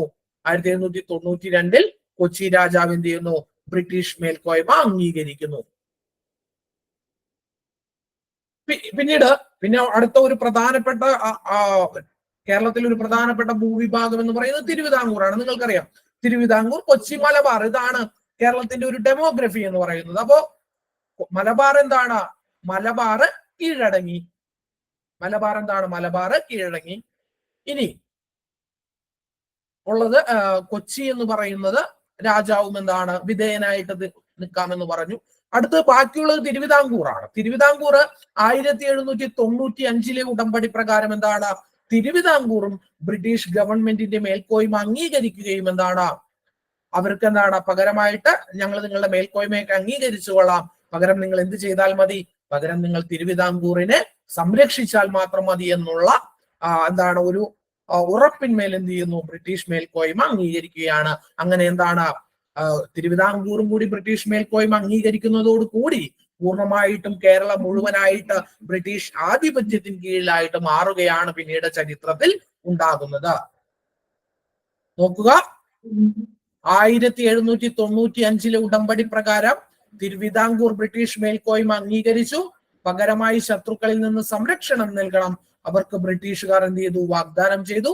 അങ്ങനെ മലബാറിൽ നേരിട്ടും കൊച്ചിയിലും തിരുവിതാംകൂറിലും സാമന്ത രാജാക്കന്മാർ വഴിയും ബ്രിട്ടീഷുകാർ ഭരണം നടത്തി. ചുരുക്കത്തിൽ 18-ാം നൂറ്റാണ്ടോടുകൂടി എന്താണ് കേരളം പൂർണ്ണമായിട്ടും ബ്രിട്ടീഷ് ആധിപത്യത്തിന് കീഴിലായിട്ട് മാറുകയാണ് ചരിത്രത്തിൽ ഉണ്ടാകുന്നത്.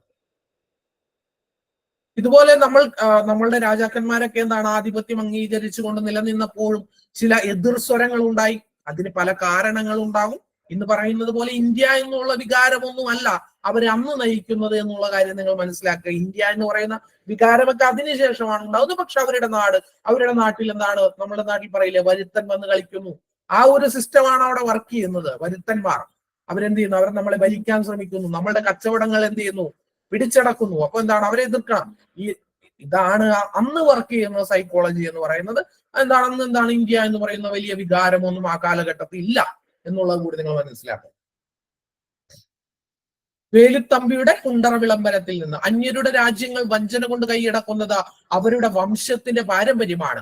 അങ്ങനെ ഒരു രാജ്യം അവരുടെ കൈപ്പിടിയിൽ അമർന്നാൽ അവരുടെ പട്ടാളം അവിടുത്തെ രാജധാനിയും കോട്ടയും തങ്ങളുടെ രക്ഷാശാസനത്തിൽ കൊണ്ടുവരും. രാജാവിന്റെയും അഭിജാത വർഗത്തിന്റെയും പരമ്പരാഗതമായിട്ടുള്ള അന്തസ്സും പദവികളും ആചാരാനുഷ്ഠാനങ്ങളും എല്ലാം അതോടെ അവസാനിക്കും. ഉൾപ്പെടെയുള്ള എല്ലാ വ്യാപാരങ്ങളും അവരുടെ കുത്തകയും വസ്തുതകളും വീടും വയലുകളും വൃക്ഷത്തോട്ടങ്ങളും അവരുടേതാകും. ഏറ്റവും നിസ്സാരമായ കുറ്റങ്ങൾക്ക് പോലും അവരുടെ നികൃഷ്ട ജന്മങ്ങളായ കിങ്കരന്മാർ കഠിന ശിക്ഷകൾ നൽകും. അപ്പോ ബ്രിട്ടീഷ്, നിങ്ങൾക്കറിയാം കുണ്ടറ വിളംബരമൊക്കെ ഉണ്ടാവുന്ന സാഹചര്യം. അപ്പോ ഈ ഇതൊക്കെ നമ്മൾ പറയുമ്പോൾ ഞാൻ നിങ്ങളോട് എപ്പോഴും പറയും, നിങ്ങൾ ഈ ചരിത്ര പുരുഷന്മാരെ കുറിച്ച് പഠിക്കുമ്പോൾ അവരൊക്കെ എന്താണ് ഒരു വൈറ്റ് കളേർഡ് എന്ന് നിങ്ങൾ ആരും കരുതരുത്. ഇവർക്കൊക്കെ എന്താണ് മനുഷ്യരാണെങ്കിൽ അവരൊരു ഗ്രേ ഷെയ്ഡ് ആയിരിക്കും. നല്ല വശങ്ങൾ ഉണ്ടാകും, ചീത്ത വശങ്ങൾ ഉണ്ടാകും. മനുഷ്യന്റെ പ്രത്യേകതയാണ്. അപ്പൊ ഇവരൊക്കെ ബ്രിട്ടീഷുകാർക്കെതിരെ പോരാടി എന്നുള്ളത് കൊണ്ട് ഇവരെല്ലാവരും എന്താണ് കറകളഞ്ഞ മനുഷ്യന്മാരായിരുന്നു എന്നൊന്നും ആരും ചിന്തിക്കേണ്ട. നിങ്ങൾ ഈ പറയുന്ന വേലുത്തമ്പി ദളവ, നമ്മൾ ഈ പറയുന്ന ബ്രിട്ടീഷുകാർക്കെതിരെ തിരുവിതാംകൂറിന്റെ മണ്ണിൽ പോരാടിയ അതേ വേലുത്തമ്പി ദളവ വൈക്കം ക്ഷേത്രത്തിലേക്ക് പ്രവേശിക്കാൻ ശ്രമിച്ച ദളിതരായിട്ടുള്ള ആളുകളെ കഴുത്ത് കണ്ടിച്ച് ഒരു കിണറ്റിലിട്ടിട്ടുണ്ട്. ആ സ്ഥലം ദളവ കിണർ എന്നാണ് ആ കിണർ എന്നും അറിയപ്പെടുന്നത്. അത്തരമുള്ള പക്ഷെ അതൊന്നും ഇന്ന് കേരളത്തിൽ സംരക്ഷിക്കപ്പെടുന്നില്ല. ആ കിണർ ഇരുന്ന സ്ഥലം ഇന്ന് ആ സ്ഥലത്തെ ഒരു പ്രൈവറ്റ് ബസ് സ്റ്റാൻഡ് നിലവിൽ അവിടെ ഉള്ളത് ദളവാക്കുളം കിണറോ അങ്ങനെ എന്തോ ആണ് അതിന്റെ പേര്. അപ്പോ അങ്ങനെ കൂടി ചെയ്ത ഒരു മനുഷ്യനാണ് ആരെന്ന് പറയുന്നത് ഈ പറയുന്ന വേലുത്തമ്പി ദളവ എന്ന് പറയുന്നത്. ആ സാഹചര്യം, കാലം, അതൊക്കെ നമ്മൾ മനസ്സിലാക്കേണ്ടതുണ്ട്. അപ്പോ നിങ്ങളെ എല്ലാവരും മാർത്താണ്ഡവർമ്മ എന്ന് പറയുമ്പോൾ മാർത്താണ്ഡവർമ്മ എന്നൊക്കെ പറയുമ്പോൾ നമ്മളുടെ മനസ്സിൽ ഒരു കൺസെപ്റ്റ് ഉണ്ട്. രാജാവ് എന്ന് പറഞ്ഞാൽ is like A God. Dalawakulam അപ്പോ ഹീസ് എ ഗോഡ് എന്ന് പറയുന്ന ഒരു കൺസെപ്റ്റ് ഉണ്ട്. രാജാവ് എന്ന് പറയുമ്പോൾ അദ്ദേഹം ഒരു തെറ്റും ചെയ്യാത്ത സൗമ്യനായിട്ടുള്ള അല്ലെങ്കിൽ വീരനായിട്ടുള്ള എല്ലാം ഇത് ചെയ്യുന്ന അങ്ങനെയൊന്നും അല്ല കേട്ടോ. ഇവരെല്ലാവരും മനുഷ്യരാണ്. അതായത് എട്ട് വീട്ടിൽ പിള്ളമാരെന്ന് പറയുന്നത് ഈ തിരുവിതാംകൂറില് ഇവർക്കെതിരെ കലാപം നടത്തിയ വ്യക്തിയാണ്. അതായത് ഈ മാർത്താണ്ഡവർമ്മ അധികാരത്തിൽ വരാതിരിക്കാൻ കലാപങ്ങൾ നടത്തിയ ഒരു ആളുകളാണ് എട്ട് വീട്ടിൽ പിള്ളമാരെന്ന് പറയുന്നത്. നിങ്ങൾക്കറിയാം, എട്ട് വീട്ടിൽ പിള്ളമാരുടെ കുലം ചൂടും മുടിക്കുകയാണ് ആരും ചെയ്യുന്നത്, മാർത്താണ്ഡവർമ്മ അധികാരത്തിൽ വന്നതിന് ശേഷം ചെയ്യുന്നത്. അതിൽ തന്നെ രസകരമായിട്ടുള്ള സംഭവം നിങ്ങൾ മനസ്സിലാക്കേണ്ടത്, അവരുടെ സ്ത്രീകളെയും കുട്ടികളെയും അടിമകളായിട്ട് ആ കാലഘട്ടത്ത് മാർത്താണ്ഡവർമ്മ വിൽക്കുന്നുണ്ട്. ഇന്നത്തെ നമ്മളുടെ നീതിയുടെ പക്ഷത്ത് നിന്ന് നമ്മൾ സംസാരിക്കുമ്പോൾ അത് ശരിയാണോ, സ്ത്രീകളോടും കുട്ടികളോടും അങ്ങനെ ചെയ്തത് ശരിയാണോ എന്ന് ചോദിച്ചാൽ നിങ്ങൾ പലരും തെറ്റാണ് എന്ന് പറയും. പക്ഷെ ആ കാലഘട്ടം വേറെയാണ്. അവിടെ നിന്നുകൊണ്ട് നമ്മൾ അദ്ദേഹത്തെ ജഡ്ജ് ചെയ്യുകയല്ല ചെയ്യുന്നത്. പക്ഷെ നിങ്ങൾ മനസ്സിലാക്കേണ്ടത് ഇവരിലെല്ലാം എന്തുണ്ട്, നന്മയും തിന്മയും ഒക്കെ അടങ്ങിയ മനുഷ്യരാണ്. ഇവരാരും ദൈവങ്ങളല്ല. നമ്മളുടെ ചരിത്ര പുസ്തകങ്ങളിൽ രാജാക്കന്മാരെ പഠിപ്പിച്ചു വെക്കുന്നത് ഇവരെന്തോ ദൈവീകരായിട്ടുള്ള വ്യക്തികളായിട്ടാണ് നമ്മളുടെ പല ചരിത്രകാരന്മാരും നമ്മളുടെ തിരുവിതാംകൂർ രാജവംശത്തെയും മറ്റുള്ള രാജവംശത്തേക്ക് പോയിട്രി ചെയ്യുക, അല്ലെങ്കിൽ വരച്ചു വെക്കുക, അത്തരത്തിലാണ്. പക്ഷെ അത്തരത്തിൽ മാത്രമല്ല, ഇവർക്ക് അവരുടേതായിട്ടുള്ള നെഗറ്റീവ് വശങ്ങളും കൂടി ഉണ്ട് എന്നുള്ളത് നിങ്ങൾ എന്ത് ചെയ്യണം, ചരിത്രത്തിൽ മനസ്സിലാക്കേണ്ട ഒരു സംഗതിയാണ്. ആരും, ഞാൻ എപ്പോഴും പറയും, ഒരാളും വൈറ്റ് അല്ല, പൂർണ്ണമായിട്ടും വൈറ്റോ ബ്ലാക്കോ അല്ല. നമ്മൾ ഗ്രേ ഷെയ്ഡ് ആണ്. നമുക്ക് നന്മകളുണ്ട്, തിന്മകളുണ്ട്. മനുഷ്യർക്ക് എല്ലാവർക്കും അത് ഏറിയും കുറഞ്ഞും, ചില ആളുകളിൽ ഏറിയും കുറഞ്ഞും ഇരിക്കും. പക്ഷെ നമുക്ക് രണ്ട് ഷെയ്ഡും ഉണ്ട്. അത് അംഗീകരിച്ചേ പറ്റൂ. ആ മറ്റേ നായകനൊക്കെ ഫുൾ നന്മ ചെയ്യുന്ന നന്മപരമായിട്ടുള്ള നായകനൊക്കെ സിനിമയിൽ മാത്രമേ ഉണ്ടാവൂ, മനുഷ്യരിൽ ഉണ്ടാകില്ല. എപ്പോഴും നന്മ മാത്രം ചെയ്തുകൊണ്ടിരിക്കുന്ന, യാതൊരു തെറ്റും ജീവിതത്തിൽ ചെയ്യാത്ത അങ്ങനെ ഒരു സങ്കല്പം, അതൊക്കെ നമ്മളുടെ ഫാന്റസിയാണ്. അതുകൊണ്ടാണ് നമുക്ക് അത്തരത്തിലുള്ള നായകന്മാരോടൊക്കെ വലിയ ഇഷ്ടം ഒരു കാലഘട്ടത്തിൽ തോന്നിയിരുന്നത്. അത് നമ്മളുടെ ഒരു ഫാന്റസി ആയിരുന്നു, അങ്ങനെയൊക്കെ ആകണം എന്നുള്ളത്. അതുകൊണ്ടാണ് നമുക്ക് അത്തരത്തിലുള്ള നായകന്മാരോട് ഒരു ഇഷ്ടമൊക്കെ ആ കാലഘട്ടത്തിലൊക്കെ തോന്നിയിരുന്നത്. പക്ഷെ അത് സത്യമല്ല, അത് സിനിമയിൽ മാത്രമേ ഉള്ളൂ. എല്ലാ മനുഷ്യർക്കും അവരുടേതായിട്ടുള്ള പോരായ്മകളുണ്ട് എന്നുള്ളത് മനസ്സിലാക്കുക.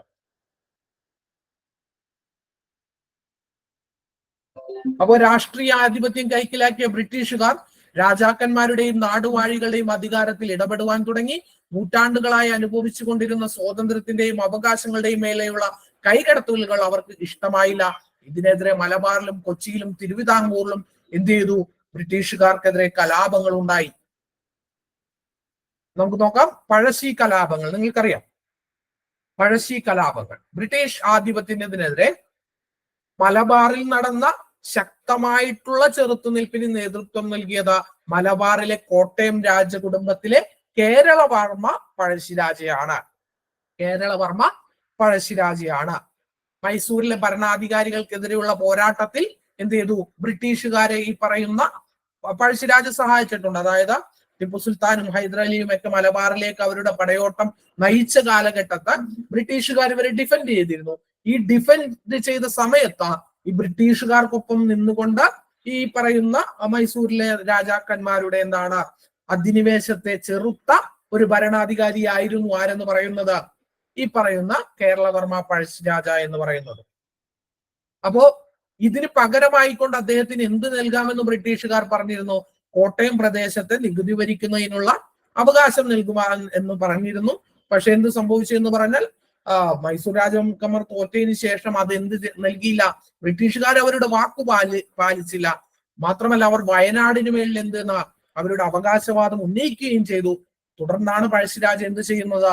അദ്ദേഹത്തിന് നികുതി പിരിക്കാനുള്ള അവകാശം കൊടുക്കാത്തത് കൊണ്ടും വയനാടിന് മേൽ ബ്രിട്ടീഷുകാർ അവകാശം ഉന്നയിച്ചത് കൊണ്ടും കേരളവർമ്മ പഴശ്ശിരാജ എന്ത് ചെയ്യുന്നു? ബ്രിട്ടീഷുകാർക്കെതിരെ പോരാട്ടം നടത്തുകയാണ് ഉണ്ടാവുന്നത്. അപ്പോ ബ്രിട്ടീഷ് ആധിപത്യത്തിനെതിരെ മലബാറിൽ നടന്ന ശക്തമായ ചെറുത്തുനിൽപ്പിന് നേതൃത്വം നൽകിയത് മലബാറിലെ എന്താണ്? കോട്ടയം രാജകുടുംബത്തിലെ കേരളവർമ്മ പഴശ്ശിരാജയാണ്. മൈസൂരിലെ ഭരണാധികാരികൾക്കെതിരെ ബ്രിട്ടീഷുകാരെ സഹായിച്ചതിന് പകരമായി കോട്ടയം പ്രദേശത്തെ നികുതി പിരിക്കാനുള്ള അധികാരം ബ്രിട്ടീഷുകാർ പഴശ്ശിരാജയ്ക്ക് നൽകാമെന്ന് വാഗ്ദാനം ചെയ്തിരുന്നു. എന്നാൽ വിജയിച്ച ശേഷം വാഗ്ദാനം നിറവേറ്റുവാൻ ബ്രിട്ടീഷുകാർ തയ്യാറായില്ല. മാത്രമല്ല വയനാടിന് മേൽ ബ്രിട്ടീഷുകാർ അവകാശവാദം ഉന്നയിക്കുകയും ചെയ്തു.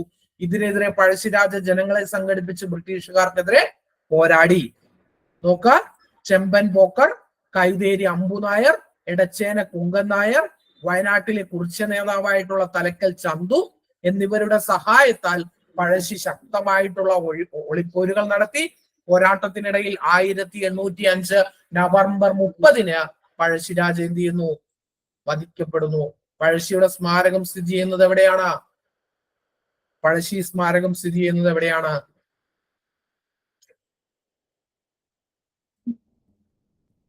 വയനാട്ടിൽ എവിടെയാണ്?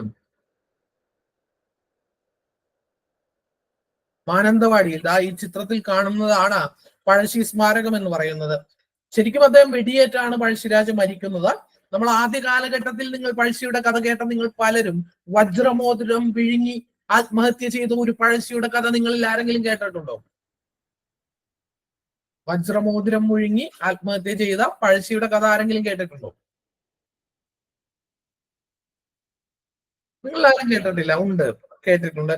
ഞാനൊക്കെ ആദ്യ കാലഘട്ടത്തിൽ കേട്ട കഥ പഴശ്ശിരാജ എന്താണ് വജ്രമോതിരം ബ്രിട്ടീഷുകാർ പിടിക്കപ്പെടുമെന്നായപ്പോ എന്താണ് വജ്രമോതിരം വിഴുങ്ങി ആത്മഹത്യ ചെയ്ത ഒരു ധീരനായിട്ടുള്ള പോരാളിയായിട്ടാണ് ഞാനൊക്കെ ആദ്യ കാലഘട്ടത്തിൽ എന്ത് ചെയ്യുന്നത്?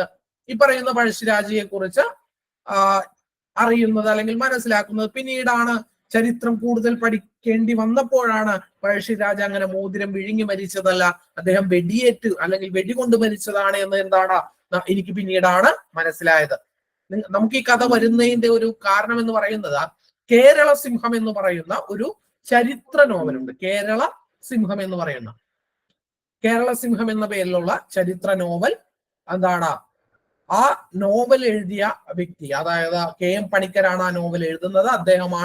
അദ്ദേഹത്തിന്റെ ആ പുസ്തകത്തിലാണ് എന്തെന്ന് പറയുന്നത്, സർദാർ KM പണിക്കറിന്റെ ആ പുസ്തകത്തിലാണ് എന്ത് വരുന്നത്? എന്താണ് അവസാനം വജ്രമോതിരം വിഴുങ്ങി മരിക്കുന്ന പഴശ്ശിരാജ എന്ന് പറയുന്ന ഒരു ഇത് വരുന്നത്. അതിൽ നിന്നാണ് ആ കഥ നമ്മളിലേക്കൊക്കെ എത്തിയത് എന്നുള്ളത് മനസ്സിലാക്കുക. കേരള സിംഹം എന്ന പേരിൽ അറിയപ്പെട്ടിരുന്ന പഴശ്ശിരാജയെ ബ്രിട്ടീഷ് രേഖകളിൽ പൈച്ചി രാജ, കൊട്ടിയോട്ട് രാജ എന്നൊക്കെയാണ് വിശേഷിപ്പിക്കുന്നത്. PSC ഒരു തവണ ചോദിച്ചിട്ടുള്ള ചോദ്യമാണ് കേട്ടോ അത്. അതായത് ബ്രിട്ടീഷ് രേഖകളിൽ പൈച്ചി രാജ എന്നറിയപ്പെടുന്ന അല്ലെങ്കിൽ കൊട്ടിയോട്ട് രാജ എന്നറിയപ്പെടുന്ന ഭരണാധികാരി ആരായിരുന്നു? അത് പഴശ്ശി കേരളവർമ്മയായിരുന്നു. PSCയുടെ പ്രീവിയസ് ക്വസ്റ്റ്യൻ ആണ് കേട്ടോ. പഴശ്ശി രാജാവിന്റെ ജീവിതം ഇതിവൃത്തമാക്കി സർദാർ KM പണിക്കർ കേരള സിംഹം എന്ന് പറയുന്ന ഒരു ചരിത്ര നോവൽ എഴുതിയിട്ടുണ്ട്.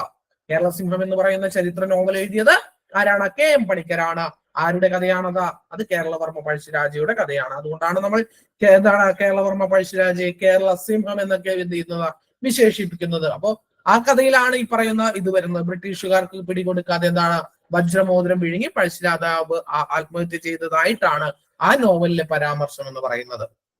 അടുത്തത് വേലുത്തമ്പിയും പാലിയത്തച്ഛനും. തിരുവിതാംകൂറിന്റെയും കൊച്ചിയുടെയും ആഭ്യന്തര കാര്യങ്ങളിൽ ബ്രിട്ടീഷുകാർ അനിയന്ത്രിതമായിട്ട് ഇടപെടുത്തലിനെതിരായിട്ട് ദിവാൻമാരായിരുന്ന എന്താണ് വേലുത്തമ്പിയും പാലിയത്തച്ഛനും ഒക്കെ പ്രതിഷേധിച്ചിരുന്നു. ഞാൻ ഈ ക്ലാസ് എടുക്കുന്നത് ഏകദേശം ഒരു 50 മീറ്റർ ഇപ്പുറം പാലിയം കൊട്ടാരത്തിന് സമീപത്ത് നിന്ന് ഒരു 50 മീറ്റർ ഇപ്പുറമാണ്. അതായത് പഴയ പാലിയം പാലിയത്തച്ഛന്മാർ താമസിച്ചിരുന്ന കൊട്ടാരത്തിന് ഏകദേശം ഒരു 50 മീറ്റർ ഇപ്പുറത്തിരുന്നുകൊണ്ടാട്ടോ ഞാൻ നിങ്ങൾക്ക് ഈ ക്ലാസ് എടുക്കുന്നത്. അപ്പോ ഈ അങ്ങനെയുള്ള ചരിത്ര സംഭവങ്ങളൊക്കെ പാലിയത്തച്ഛന്മാരുടെ കൊട്ടാരം ഇവിടെയുണ്ട്, ഇവിടെ ഒരു അമ്പലമുണ്ട്, പാലിയം സമരം നടന്നത് ഇവിടെയാണ്. അങ്ങനെ ചരിത്രപരമായിട്ട് ഒരുപാട് പ്രത്യേകതകളുള്ള ഒരു ഭൂമികയിലാണ് അല്ലെങ്കിൽ ഒരു ഭൂപ്രദേശത്ത് ഇരുന്നുകൊണ്ടാണ് ഞാൻ നിങ്ങൾക്ക് ക്ലാസ് എടുക്കുന്നത് എന്നുള്ളത് ഞാൻ നിങ്ങളോട് പറഞ്ഞു എന്നേ ഉള്ളൂ. അപ്പൊ എന്താണ് തിരുവിതാംകൂറിന്റെയും കൊച്ചിയുടെയും ആഭ്യന്തര കാര്യങ്ങളിൽ ബ്രിട്ടീഷുകാർ എന്താണ് അനിയന്ത്രിതമായിട്ട് ഇടപെടുന്നതിനായിട്ട് തുടങ്ങി. ദിവാൻമാരായ വേലുത്തമ്പിയും പാലിയത്തച്ഛനും ഒക്കെ പ്രതിഷേധിച്ചു. 1809 ജനുവരി 11 വേലുത്തമ്പി എന്താണ് കുണ്ടറ വിളംബരം പുറപ്പെടുവിച്ചു. വേലുത്തമ്പി ബ്രിട്ടീഷുകാർക്കെതിരെ ആയുധമെടുത്ത് പോരാടുവാനായിട്ട് ജനങ്ങളോട് ആഹ്വാനം ചെയ്തു. തിരുവിതാംകൂറിന്റെയും കൊച്ചിയുടെയും സംയുക്ത സൈന്യം ബ്രിട്ടീഷ് റെസിഡന്റ് മെക്കാളയുടെ ഔദ്യോഗിക വസതി ആക്രമിച്ചു. പക്ഷെ എന്താണ് ബ്രിട്ടീഷ് സൈന്യത്തിന് മുന്നിൽ പിടിച്ചു നിൽക്കുവാൻ ഇവർക്കായില്ല. പിടിക്കപ്പെടുമെന്ന് ഉറപ്പായപ്പോൾ വേലുത്തമ്പി ദളവ മണ്ണടിയിൽ എന്താണ് ക്ഷേത്രത്തിൽ വെച്ച് ആത്മഹത്യ ചെയ്യുകയായിരുന്നു. മണ്ണടിയിലെ ക്ഷേത്രത്തിൽ വെച്ച് എന്ത് ചെയ്തു? അദ്ദേഹം ആത്മഹത്യ ചെയ്തു. അദ്ദേഹത്തിന്റെ ശവശരീരത്തോട് അരിശം തീരാത്ത ബ്രിട്ടീഷുകാർ എന്ത് ചെയ്തു? വേലുത്തമ്പിയുടെ മൃതദേഹം തിരുവനന്തപുരത്തെ കണ്ണമൂലയിൽ കൊണ്ടുവന്നിട്ട് എന്ത് ചെയ്തു? കെട്ടിത്തൂക്കിയിട്ടു. പാലിയത്തച്ഛൻ എന്ത് ചെയ്തു? പാലിയത്തച്ഛനെ അവർ മദ്രാസിലേക്ക് നാടുകടത്തി. പഴശ്ശിരാജ, വേലുത്തമ്പി, പാലിയത്തച്ഛൻ എന്നിവരുടെ പരാജയത്തോടുകൂടി ബ്രിട്ടീഷുകാരോടുള്ള നാടുവാഴികളുടെ എതിർപ്പ് ഏകദേശമൊക്കെ അവസാനിച്ചു. എന്നാൽ ജനകീയമായിട്ടുള്ള ചെറുത്തുനിൽപ്പുകൾ എന്ത് ചെയ്തു? തുടർന്നു. അപ്പൊ എന്താണ് കേരളം, അപ്പൊ എന്താണ് ബ്രിട്ടീഷുകാർക്ക് പയ്യെ അധികാരം കിട്ടി. ചില എന്താണ് ഈ പറയുന്ന നാടുവാഴികൾ അതിനെ എതിർത്തു. പക്ഷെ അവരും പരാജയപ്പെട്ടതോടുകൂടി പൂർണ്ണമായിട്ടും അധികാരികളുടെ ഭാഗത്തു നിന്നുള്ള എതിർപ്പ് അവസാനിച്ചു. നമ്മൾ ജനകീയ പോരാട്ടങ്ങളുമായിട്ട് മുന്നോട്ട് പോവുകയാണ്. അപ്പൊ കേരളം പിന്നീട് എന്താണ് ലോക കമ്പോളത്തിന്റെ ഒരു ഭാഗമായിട്ട് മാറുകയാണ്. അതായത് ഭരണ നിയന്ത്രണം ഏറ്റെടുത്തതോടുകൂടി ബ്രിട്ടീഷുകാർ ഇവിടുത്തെ ഉൽപ്പന്നങ്ങൾ ചുരുങ്ങിയ വിലക്ക് വാങ്ങി എന്താണ് അവരുടെ നാട്ടിലേക്ക് വ്യാവസായിക ഉൽപ്പന്നങ്ങൾ എന്താണ് അവരുടെ നാട്ടിലേക്ക് കയറ്റി അയച്ചു. പിന്നെ എന്താണ് അവരുടെ നാട്ടിലുണ്ടാക്കുന്ന വ്യാവസായിക ഉൽപ്പന്നങ്ങൾ ഇവിടെ കൊണ്ടുവന്ന് ഉയർന്ന വിലക്ക് എന്ത് ചെയ്തു? ഇവിടെ വിറ്റഴിക്കുകയും ചെയ്തു. ഇതോടെ സ്വയം പര്യാപ്തമായിരുന്ന നമ്മുടെ ഗ്രാമീണ സമ്പദ് വ്യവസ്ഥ തകർന്നു. അങ്ങനെ ബ്രിട്ടീഷ് ഭരണത്തിന് കീഴിൽ വിദേശ വ്യാപാരം വൻതോതിൽ വർദ്ധിച്ചു.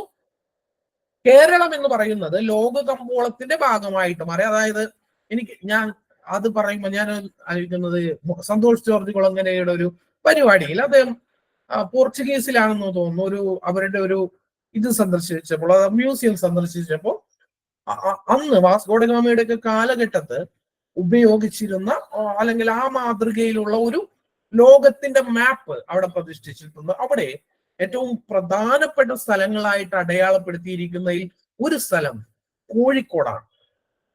എന്താണ് ഒരു സ്ഥലം എന്ന് പറയുന്നത്? അതായത് അന്ന് കാലത്ത് ലോകത്തിലുള്ള പ്രധാനപ്പെട്ട സ്ഥലങ്ങൾ എന്നാണ് അടയാളപ്പെടുത്തി അവരുടെ മ്യൂസിയത്തിൽ വെച്ചിട്ടുണ്ട്. അതിലൊരു സ്ഥലം എന്ന് പറയുന്നത് നമ്മുടെ ഇന്ത്യയിലുള്ള, നമ്മുടെ കേരളത്തിലുള്ള കോഴിക്കോടാണ്. അത് വളരെ അഭിമാനത്തോടു കൂടിയാണ് സന്തോഷ് ജോർജ് കുളങ്ങര ആ പരിപാടിയിൽ അതിനെ എന്ത് ചെയ്യുന്നത്, അത് പ്രസന്റ് ചെയ്യുന്നത് കേട്ടോ. എനിക്കും അത് വളരെ അത് കാണുമ്പോൾ അദ്ദേഹത്തിന് എന്തൊരു ഫീൽ ആയിരിക്കും. അത് കേട്ട എനിക്ക് തന്നെ കൊള്ളാം എന്ന് തോന്നിയെങ്കിൽ അത് കണ്ട അദ്ദേഹത്തിന്റെ ഫീൽ എന്ന് പറയുന്നത് കിടുവായിരിക്കും. അപ്പൊ എന്താണ് കേരളം അപ്പൊ അങ്ങനെയാണ്, അത്രയും ഇമ്പോർട്ടൻസ് ഉണ്ടായിരുന്നു നമ്മുടെ പ്രദേശത്തിന് എന്നുള്ളതാണ്. അപ്പൊ എന്താണ് കേരളം ലോക കമ്പോളത്തിന്റെ ഭാഗമായിട്ട് മാറി. നമ്മൾ കയറ്റുമതി ചെയ്തിരുന്ന സാധനങ്ങൾ എന്ന് പറയുന്നത് നാളികേരം, ശർക്കര, കശുവണ്ടി, കുരുമുളക്, അടക്ക, ഇരുമ്പയിര് തുടങ്ങിയ സാധനങ്ങളായിരുന്നു. ഇറക്കുമതി ചെയ്തിരുന്നത് തുണിത്തരങ്ങൾ, മണ്ണെണ്ണ, പുകയില, പഞ്ചസാര, ലോഹ ഉൽപ്പന്നങ്ങൾ ഇവയൊക്കെ ആയിരുന്നു. അപ്പോൾ വ്യാപാരം സുഗമമാക്കുവാൻ മലബാറിലും കൊച്ചിയിലും തിരുവിതാംകൂറിലും നിലവിൽ നിന്നിരുന്ന വ്യാപാര നിയമങ്ങൾ തങ്ങൾക്ക് അനുകൂലമായിട്ട് എന്ത് ചെയ്തു? ബ്രിട്ടീഷുകാർ ഭേദഗതി ചെയ്തു. ഏകീകരിച്ച ഒരു നാണയ വ്യവസ്ഥയും അളവ് തൂക്ക സമ്പ്രദായവും ബ്രിട്ടീഷുകാർ എന്ത് ചെയ്തു? നടപ്പിലാക്കി. വ്യാപാരത്തിനായിട്ട് ഗതാഗത സൗകര്യങ്ങൾ മെച്ചപ്പെടുത്തുവാൻ റോഡുകളും പാലങ്ങളും റെയിൽവേ പാലങ്ങളും പണിതു. ചരക്കു ഗതാഗതം സുഗമമാക്കുവാൻ കൊച്ചി, കോഴിക്കോട്, ആലപ്പുഴ തുറമുഖങ്ങൾ അവരെന്ത് ചെയ്തു? വികസിപ്പിച്ചു. അവരുടെ ആവശ്യങ്ങൾക്ക് വേണ്ടിയിട്ടാണ് കേട്ടോ. കേരളത്തിലൊന്നും റോഡ് ഉണ്ടായിരുന്നില്ല കേട്ടോ. ബ്രിട്ടീഷുകാർ വന്നതിന് ശേഷമാണ് റോഡൊക്കെ പണിത്. നമുക്ക് അതിന്റെ ആവശ്യകത ഉണ്ടായിരുന്നില്ല. നമ്മുടെ ജീവിതം എന്ന് പറയുന്നത് ഒരു സ്ഥലത്ത് നിന്ന് കേരളത്തിലെ ജനതയ്ക്ക് സഞ്ചരിക്കേണ്ട ആവശ്യകത ഉണ്ടായിരുന്നില്ല. കേരളത്തിൽ നിന്നല്ല ബഹുഭൂരിപക്ഷം ഇന്ത്യയിലെയും നമുക്ക് റോഡുകളുടെ ആവശ്യമുണ്ടായിരുന്നില്ല. ബ്രിട്ടീഷുകാർക്ക് പക്ഷെ എന്താണ്? റോഡ്, റെയില് ഇതൊക്കെ ആവശ്യമായിരുന്നു. എന്തുകൊണ്ടാണ്? അവർക്ക് ഇവിടെ നിന്ന് സാധനം കൊള്ളയടിച്ചു കൊണ്ടുപോകണം. അതിന് ഇതൊക്കെ ആവശ്യമാണ്. അല്ലാതെ നമുക്ക് റോഡ് പണിത് തരാനല്ല അവര് റോഡ് പണിതത്. അവരുടെ ആവശ്യങ്ങൾക്ക് പണിത് അത് നമുക്ക് പിന്നീട് എന്താണ് ഉപകാരത്തിൽ കൊണ്ടു എന്ന് മാത്രമേ ഉള്ളൂ. നമ്മളുടെ രാജാക്കന്മാരൊക്കെ ഉണ്ടായിരുന്നു, സ്വത്തുക്കളൊക്കെ ഉണ്ടായിരുന്നെങ്കിലും ഇങ്ങനെ അടിസ്ഥാന അതാണ് നമ്മളുടെ രാജാക്കന്മാർ എന്താകാത്തത്? ലോകത്തിന്റെ നെറുകയിലേക്ക് എത്താഞ്ഞത് എന്നുള്ളതാണ്. മനസ്സിലായോ? മറ്റവരുടെ വീക്ഷണങ്ങളും നമ്മളുടെ വീക്ഷണങ്ങളും ഒക്കെ വ്യത്യസ്തമായിരുന്നു. അതുകൊണ്ടാണ് എന്താണ് ലോകത്തിന്റെ നെറുകയിലേക്കുള്ള ഇതിനൊക്കെ അറിയപ്പെടുന്ന ആളുകളാണ് സാമൂതിരി എന്നൊക്കെ പറയുന്നത്. ഞാൻ ഉദ്ദേശിച്ചത് അങ്ങനെയല്ല. ഇപ്പോ ബ്രിട്ടീഷ് രാജ്ഞി എന്ന് പറയുമ്പോൾ ഒരു ഇതുണ്ട്. ലോകം മുഴുവൻ കീഴിൽ വെച്ചിരുന്ന ഒരു സാമ്രാജ്യത്തിന്റെ രാജ്ഞി. അവർക്ക് ഇന്നും ആ ഒരു അധികാരമൊന്നും ഇല്ലെങ്കിൽ അവർക്ക് ഇന്നും ആ പവറുണ്ട്. അങ്ങനെ നമുക്കുണ്ടായിരുന്നില്ല. ഒന്നും നമ്മൾ മറ്റുള്ളവരെ കീഴടക്കാൻ ആഗ്രഹിച്ചിരുന്നില്ല. അത് മറ്റൊരു വസ്തുതയാണ്. നമുക്ക് പരസ്പരം തല്ലുപിടിക്കാനുള്ള സമയം എന്തായില്ല, തികയുമായിരുന്നില്ല. പിന്നെ അതൊരു വീക്ഷണത്തിന്റെ പ്രശ്നമാണ്. ഇവിടെ പല സ്വത്തുള്ള രാജാക്കന്മാരുണ്ടായിട്ടും ജനങ്ങൾക്ക് സഞ്ചരിക്കാൻ റോഡുകൾ ഉണ്ടാക്കണമെന്നൊന്നും അവർക്ക് തോന്നിയിട്ടില്ല. ബ്രിട്ടീഷുകാർക്ക് അവരുടെ ആവശ്യത്തിനാണെങ്കിലും റോഡും റെയിൽവേയും ഒക്കെ നിർമ്മിക്കണമെന്ന് തോന്നി. അത് പിന്നീട് നമുക്ക് എന്ത് ചെയ്തു? ഉപകാരത്തിൽ കൊണ്ടു എന്നുള്ളതാണ് സത്യം.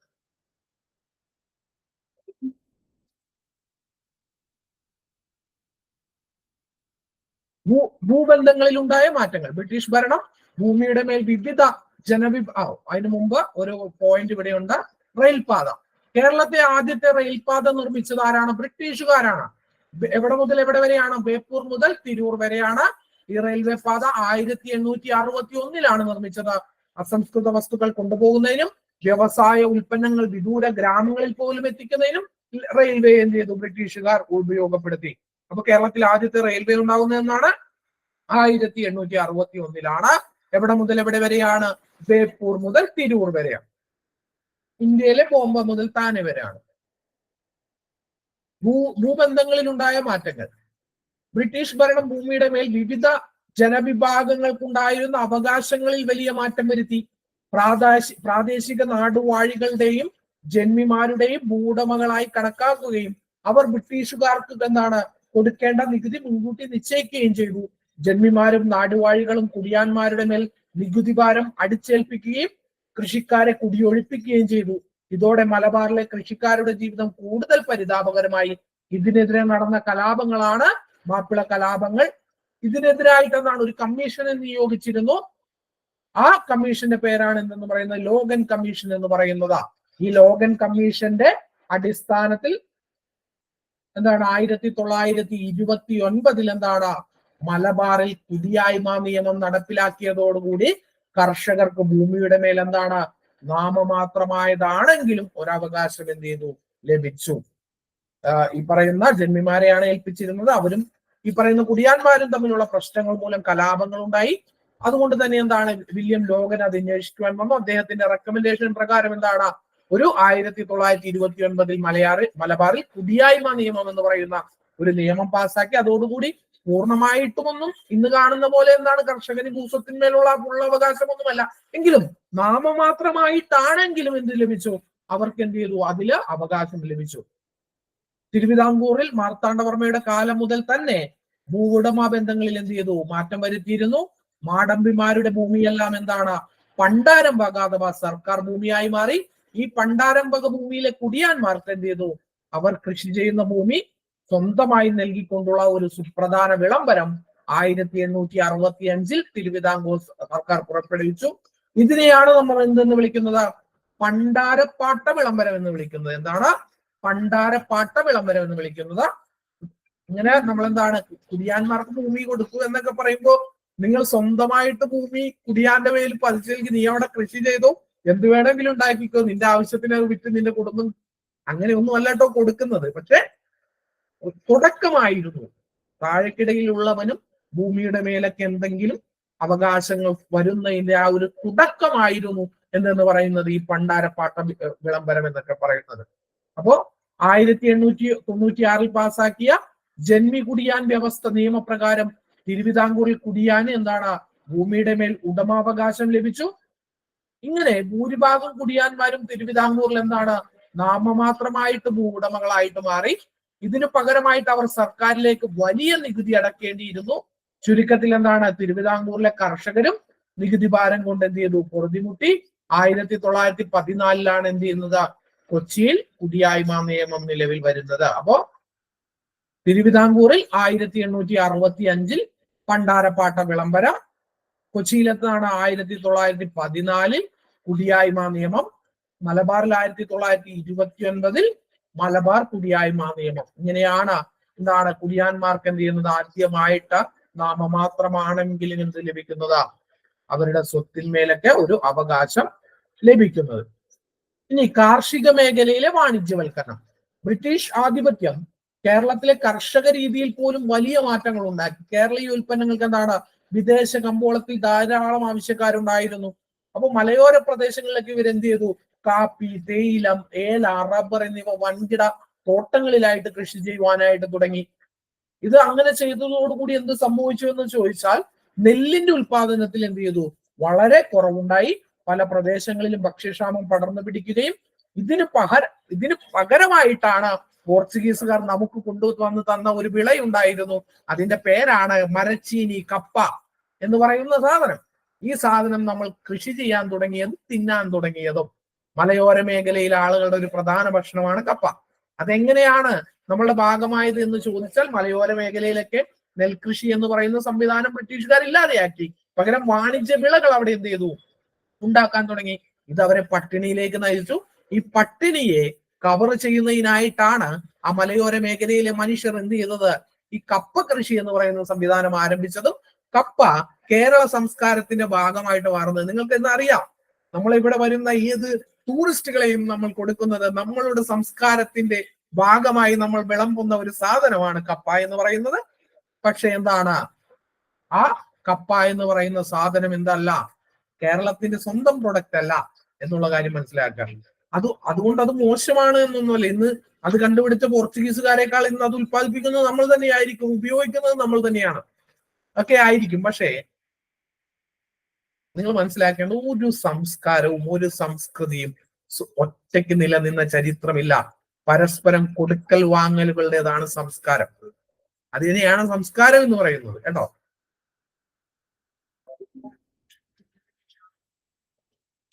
ഇതേ കാലത്താണ് ബ്രിട്ടീഷുകാരനായ കൊനോലിയുടെ നേതൃത്വത്തിൽ എന്താണ് നിലമ്പൂരിൽ തേക്ക് തോട്ടം ആരംഭിക്കുന്നത്.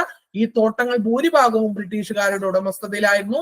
വനഭൂമി വൻതോതിൽ ബ്രിട്ടീഷുകാർക്ക് പതിച്ചു നൽകുകയും തോട്ടങ്ങളിലേക്ക് ഗതാഗത സൗകര്യം ഏർപ്പെടുത്തുകയും തിരുവിതാംകൂറിലെയും കൊച്ചിയിലെയും ഭരണാധികാരികൾ തോട്ടകൃഷി പ്രോത്സാഹിപ്പിക്കുകയും ചെയ്തു. അങ്ങനെ കേരളം വാണിജ്യ വിളകൾ കൃഷി ചെയ്യുന്ന ഒരു ഭൂപ്രദേശമായിട്ട് മാറി. കൊനോലി പ്ലോട്ട് നിങ്ങൾ കേട്ടിട്ടുണ്ടാവും. വ്യാപാര ആവശ്യങ്ങൾക്കും കപ്പലുകളുടെ നിർമ്മാണത്തിലും എന്താണ് വൻതോതിൽ തേക്കുമരങ്ങൾ ബ്രിട്ടീഷ് ഈസ്റ്റ് ഇന്ത്യ കമ്പനിക്ക് ആവശ്യമായിരുന്നു. തേക്കിന് പറ്റിയ മലബാറിലെ വളക്കൂറുള്ള മണ്ണിൽ എന്താണ് തേക്കുമരങ്ങൾ വെച്ചുപിടിപ്പിക്കുവാൻ കളക്ടറായിട്ടുള്ള ഹെൻറി വാലന്റൈൻ കനോലി കമ്പനിയെ ചുമതലപ്പെടുത്തി. നിലമ്പൂർ മേഖലയിൽ 1500 ഏക്കറിലും എന്താണ് കൊനോലി 1823-38 കാലഘട്ടത്തിൽ എന്ത് ചെയ്തു തേക്ക് വെച്ച് പിടിപ്പിച്ചു. ഇതിനെയാണ് പിന്നീട് എന്തെന്ന് അറിയപ്പെടുന്നത് കൊനോലി പ്ലോട്ട് എന്ന് അറിയപ്പെടുന്നത്. ഇനി അടുത്ത ഹെഡിങ് എന്ന് പറയുന്നത് തോട്ട വ്യവസായത്തിന്റെയും പരമ്പരാഗത വ്യവസായത്തിന്റെയും വളർച്ച എന്നുള്ള ഭാഗമാണ്. അത് നമ്മൾ എന്ത് ചെയ്യും, നമ്മൾ അടുത്ത ക്ലാസ്സിൽ പഠിക്കുന്നതായിരിക്കും. അപ്പോ ഇവിടെ വെച്ച് നമ്മൾ എന്താണ് ഈ ക്ലാസ് അവസാനിപ്പിക്കുകയാണ്. എല്ലാവർക്കും നന്ദി, നമസ്കാരം, താങ്ക് യു ഓൾ.